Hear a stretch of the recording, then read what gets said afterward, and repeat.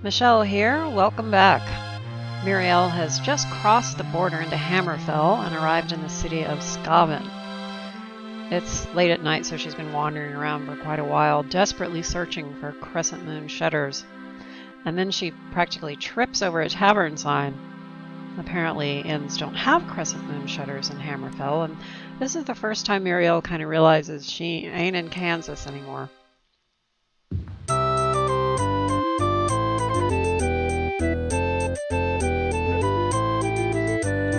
But hey, at least taverns everywhere are run by the exact same bald white dude, am I right? And she must look like a girl in need of work, because no sooner has she arrived at the Red Wolf than someone named Somtes tries to hire her to deliver a staff to a weapons store. They're paying well, so she decides she'll go ahead and make the delivery once she's had a decent night's sleep.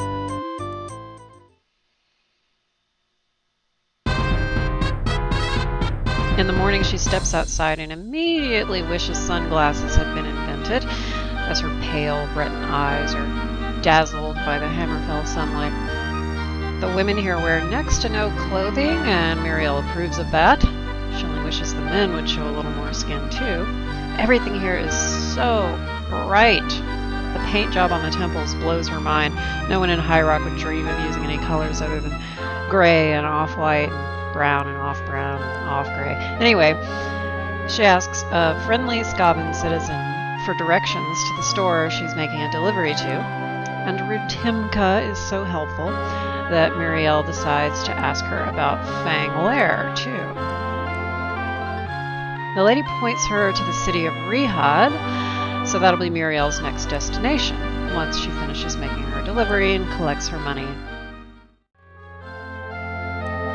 She pulls out her map, and holy cow, it's a 17-day trek across the entirety of Hammerfell. Let me give you an idea of what Mirielle probably sees as she rides for 2.5 weeks across the entire province. The first part of the journey is through an area that's probably a bit like Lower Craglorn in ESO, a dry, rocky wasteland. And then as she nears Rihad, it gets hotter and hotter and starts to look more like the area around the Hughes Bane Peninsula, with sand dunes and scorching heat during the day. It is nighttime when she arrives in Rihad, of course, and a helpful monk points her to the nearest inn, which is called the Unfortunate Treasure.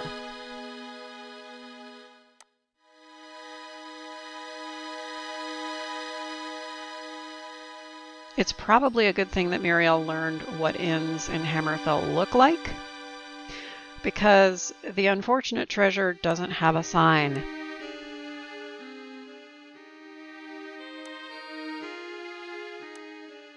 She has to double check her map. Is this the place? And she checks the entrance one more time for a sign before finally just giving up and going in.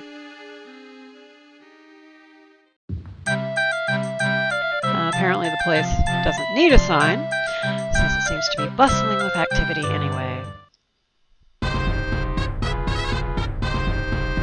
In the morning, she goes to ask people around town about Fang Lair.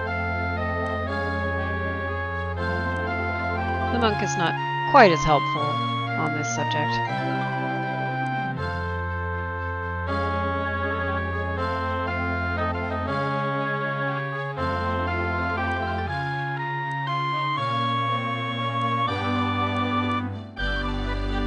Eventually she gets referred to the palace. Apparently there's been some buzz about some ancient scrolls that reveal Fang Lair's location. For the palace, Mirielle has to refer to her map, because Rihad is a huge city. It's located on the southern coast of Hammerfell, and so I like that they acknowledge that by building in an actual sort of harbor area into the city here. The palace seems to be located in the far southeast corner, so Mirielle heads for the eastern city wall and follows it south. She's feeling a little odd. She's most likely met the King of Daggerfall before, being of a noble family and living in the city for so long. But she's never met a monarch while travel-worn and sunburned beyond recognition and looking like something the cat dragged in, without even being able to use her family name to lend her any sort of legitimacy. So she's probably feeling a little self-conscious as she approaches the palace gates. And I love how this one guy looks like he's standing there kind of guarding it, like, what do you think you're doing here, ragamuffin? And so Mirielle enters the palace of Queen Blubamka of Rihad.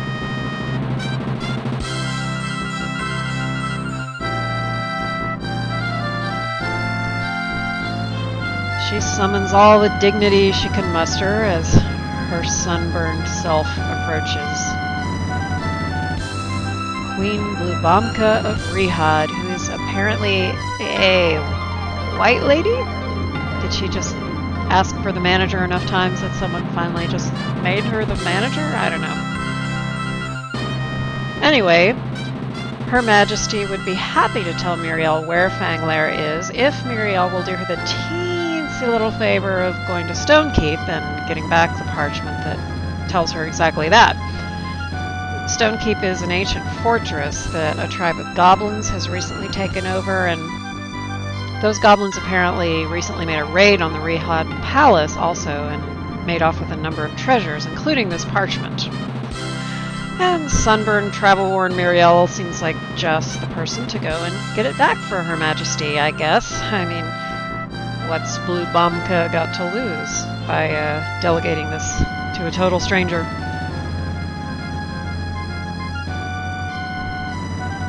Whatever you say, lady. Mirielle decides first to head to the Mages Guild. In Hammerfell, the Mages Guilds are identifiable not by teal bricks like in High Rock, but by these cool swirly bits on the exterior walls.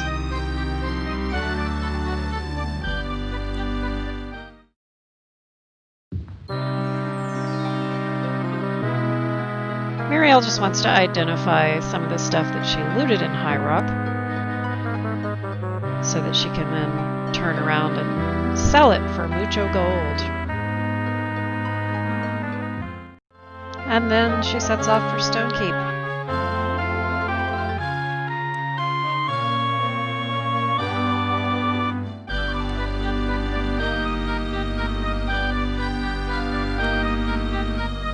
This is our first quest dungeon, unless you count the Imperial dungeons at the very beginning, so it's got a bit of story to it and some descriptions. A cracked sign shrouded in dust reads, "Welcome to Stonekeep. Surrender all weapons to the guards, for we are the keepers of peace." The basic story of Stonekeep is that it used to be a palace. A king lived here and he had an order of knights under his command. But at some forgotten point in history, something terrible happened here and everyone died. The wiki suggests it was this goblin Gorthog who killed them all, but those goblins are recent history, and whatever happened here happened much, much longer ago, and no one lived to give us the details. The goblins appear to just be squatting here now since it's unoccupied. Now, because this dungeon has a kind of story, there are sections of it that are built to certain themes. There is a prison area with a flooded dungeon, and it's decorated accordingly. There are torture devices and these locked cells that you can pick open if you like. And you can see in here, by the light of my fire dart, the inside of one of these prison cells. And they have these little propaganda tapestries which are very creepy in context. The cells have raised areas that she can sleep on. So for a while, Mirielle just camps out here, which has got to be a little traumatic given that it hasn't been that long since she herself was left in a prison cell to die. But there is a little area not too far away where a series of offices are arranged around this hallway. And at the end of the hallway is a very intriguing door. This appears to be the door to the royal bedchamber, and she tries to pick the lock, but no dice. and she's just too curious to let it go, so she keeps exploring and finds what looks like a side path into the royal bedchamber through this kind of raised path that might be a ventilation shaft or something. There are some goblins that have set up camp in the royal bedchamber, and she disposes of them pretty easily. At this point, she can one-shot each of them with her fire dart. So she gets them out of the way.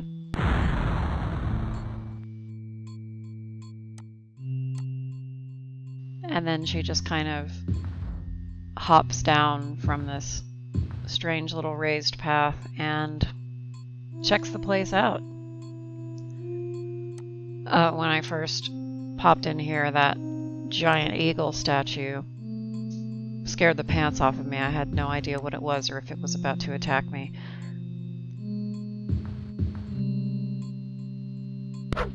One more goblin hiding back there.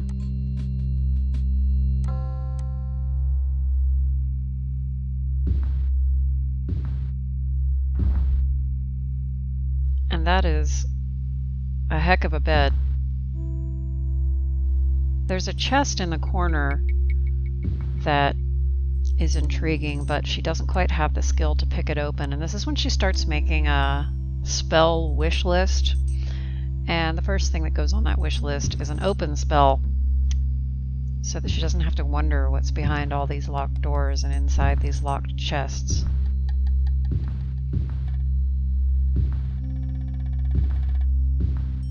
She finds another chest on the other side of the room, and this one luckily is a bit easier to pick open. So she does get a little bit of the king's loot. Notice the date there says 4th of Sun's Dusk. She's already been in here for a couple days now.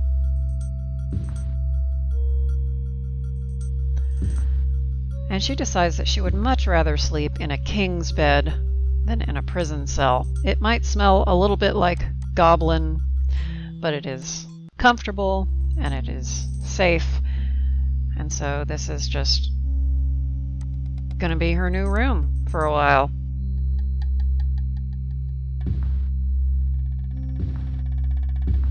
An old faded sign reads, "The king and palace are lost. We, the last survivors of the Court of Stonekeep, are heading south through the goblins' caves." To me, that suggests the goblins are not the ones that attacked, or they would not be trying to travel through their territory to escape. But more relevant to our current interests is this flooded area here. Good thing Mirielle's gotten some recent swimming practice. She spent days searching every corner of this ruin for a piece of parchment and is probably losing hope at this point. Ah, ghoul sounds. Yeah, not going to be climbing up over there. So, there's a bridge on this map here, and that's what we want. Mirielle hasn't searched this little island yet, and it turns out she's a remarkably persistent young lady. Oh, and also rather a clumsy one, as she falls yet again into the water. Ah! Ghoul! Please don't disease me.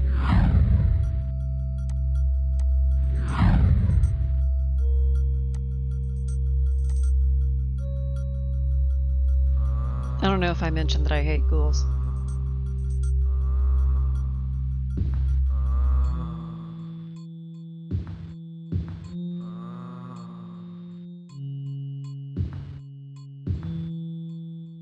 Now this little stash in here is looking very promising. There's a chest she can't open, and surprise ghoul attack! She adds to her wish list at this point some kind of spell that will just instantly kill anything at point blank range, you know? Anything that sneaks up on her like that, just bam, instant death. Even if it costs a ton of magic points, she's like, she just wants it in her arsenal. And she can't pick that one open, so luckily there's one already open for her, past the useless ghoul. Notice the date, 16th of Sun's Dusk. She has been here for over 2 weeks.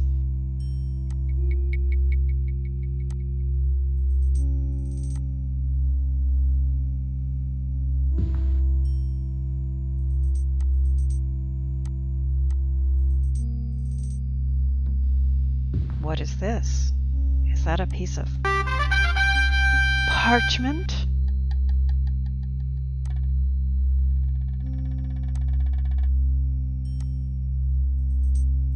And now all she has to do is just find her tortuous way back out the way she came, which is not as direct as it looks. You can't head east from here and then go to that green dot. You have to go south a long way and then curve around back up. But I'm not going to make you do that.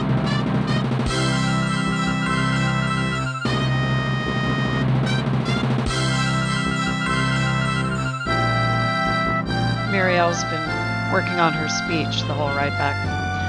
Your Majesty, after 2 long weeks of searching the depths of a perilous ruin, I have found the prize that you sought, and in return, all I ask is that you provide me with the... She needs another favor first. Okay, Mirielle would tell her where to stick it if A, she weren't the queen, B, this weren't to help the Blades, and C, she weren't going to pay her 1,500 gold. So yeah, she's going to do it. But you know, I am standing right here and I have the parchment on me, so if you wanted to just... No. Okay, I gotta deliver the message first, and then we're gonna talk about Fanglair. I gotta... Okay. Okay, I'm leaving. Alright, let's find out where in the world is this Linabon place that she's supposed to go to. Anywhere? Wow, it's a tiny little town. 11 days ride from here, so that's more than 3 weeks round trip to deliver this message. But it is for the Blades, and so let's talk for a minute about what that might mean. The Blades are an ancient order that is sworn to the protection and service of the Emperor. Given that the majority of the Blades at this point are covert operatives, Jagar Tharn would not have known all of their identities, which means it is very likely that some of them survived his purge of anyone who might recognize he wasn't the Emperor, and they may be trying to gather together the shreds of some sort of resistance. So of course Mirielle is going to help them. But since she's at a mage's guild, might as well start working on that spell wish list. She has 1,500 new gold to work with after all. So we're going to start with that point blank range spell, which I'm going to have it add 25 to 40 points of damage per level. So yeah, in 10 levels she could be doing 300 points of damage with one touch.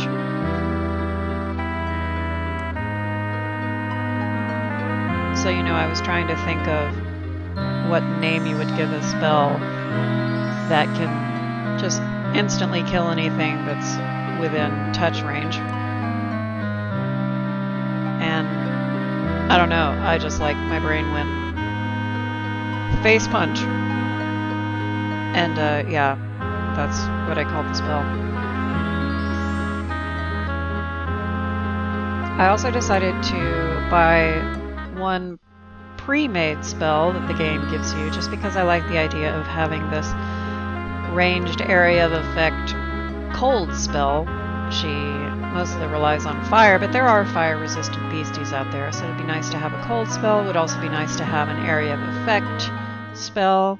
I failed to take into account that Face Punch would be the first alphabetically in my spellbook now, so now it's just like there every time I look at my spellbook. Face Punch. And then, of course, after her 3-week trip, she comes home just in time for the palace to be closed. And she has to head to the nearest inn, which is called, I kid you not, the White Treasure. The inn closest to the Queen's Palace is called the White Treasure. And now Mirielle is finally allowed to deliver this parchment. And the Queen is kind enough to share the location of Fang Lair with her little courier, Mirielle. Thanks so much. That only took a month and a half of my life. Okay, so where is Fang Lair? Where did Her Majesty mark the map? Just kill me now. As it turns out, the Queen's directions were extremely vague because the real location of Fang Lair, while in what would have been Hammerfell at this time, was actually a little bit closer to Evermore. Notice the smaller tower that's attached to the side of the ruin in ESO. Now I imagine there's even less left of the place by the time Mirielle finds it 700 years later, but I think this is her attempt to depict what Fang Lair must have looked like in its heyday. And of course she's extrapolated some very Breton architecture onto it.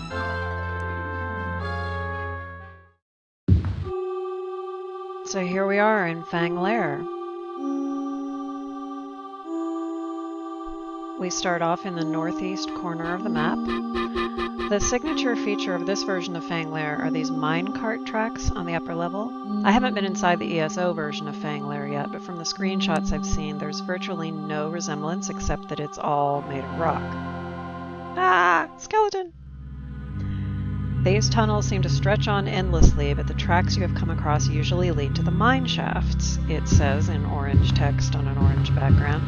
Now, these mine shafts are important. We've had experience traveling this way before, but in Fang Lair, it's the only thing connecting the various sections of the dungeon. So you make your way through the mine shafts until eventually you see red dots on the map that represent the dungeon's only doors. You come upon a strange sight, a room with cells down either side. In each cell seems to be a hungry spider. You see 3 more cells along the southern wall. Next to them stands a dark portal. Now the blue dot on the map there shows you that the portal is going to lead to the 2nd level of the dungeon. In order to get to it though, you have to answer a bit of a riddle. The only stakes here are that if you guess wrong, one of the spiders gets released and you have to kill it. It's good that those are the only stakes because as far as I can tell, and feel free to correct me in the comments, there is no way to correctly guess the answer with the information given. We have the answer on a wiki now, so looking it up and trying to work backwards from what I knew the correct answer is, the best I could manage was to assume that we're talking about only 2 keys and that the 3rd cell is empty.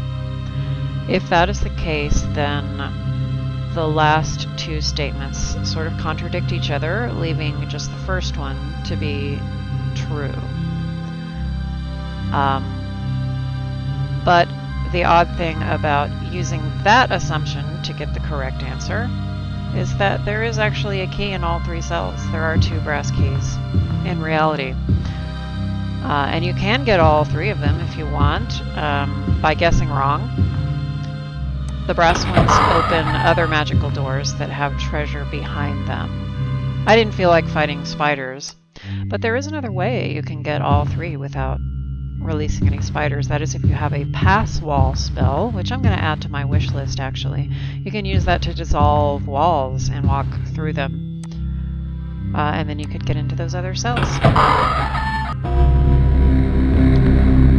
So here we are on the 2nd level of Fang Lair, which begins in the southwest corner of the map. I get to try out my ice storm here on this group of 3 skeletons. Just to bring down 2 of them at once, and I could have finished that last guy off with a fire dart to save some magic points, but I was on a roll. This level of the dungeon is quite a bit smaller and simpler than the upper level.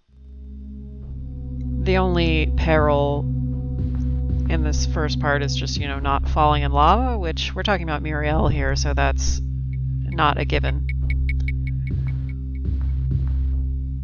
Eventually you find your way to this kind of temple, very fiery looking, and an ominous door.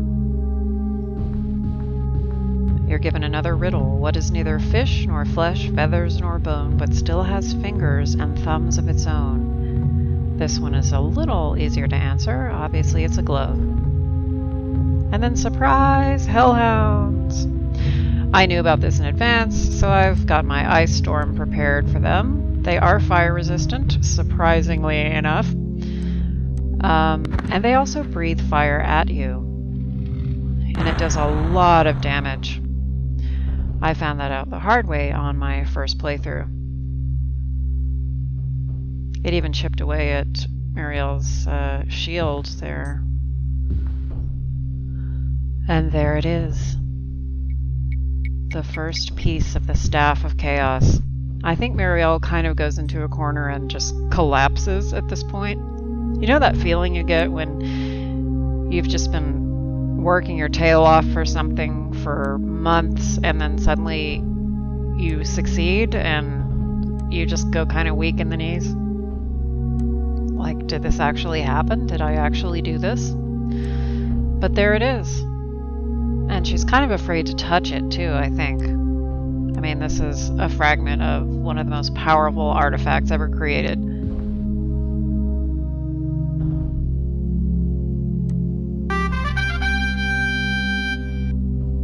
So when she takes it, it turns to ebony in her hand and starts throbbing, which seems fine.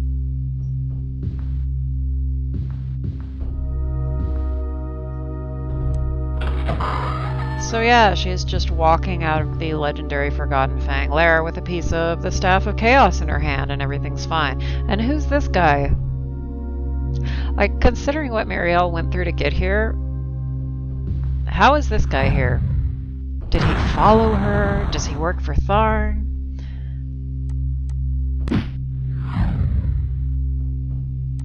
It's not like she can interview him while he's trying to stab her to death.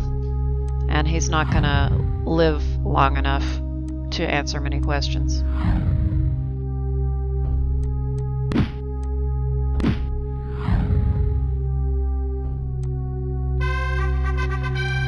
But he is gonna get us to level 10.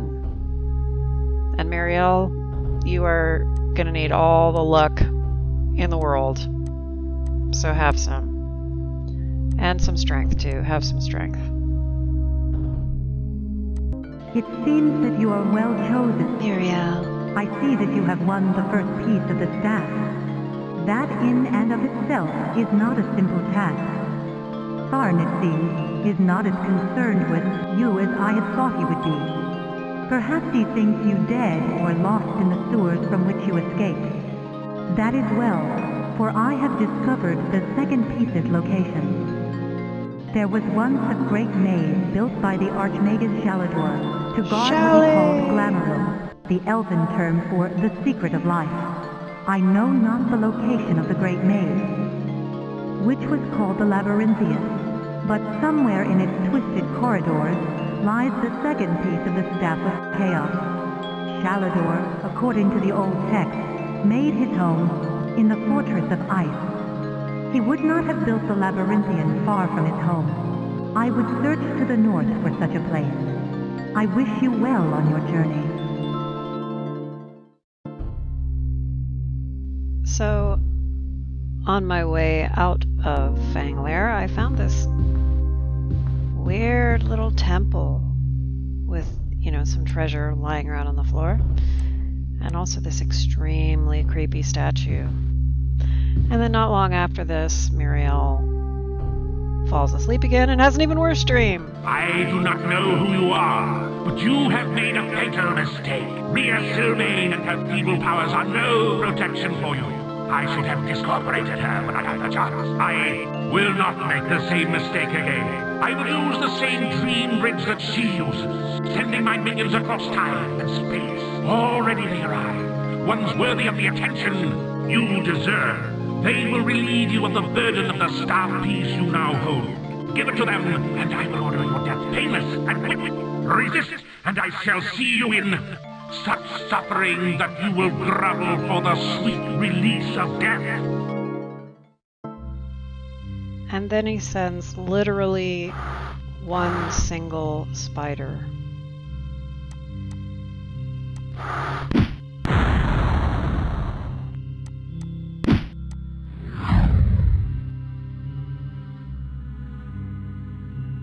Now there's no way she's making the trek all the way back to Rehad when the border of Skyrim is just right there.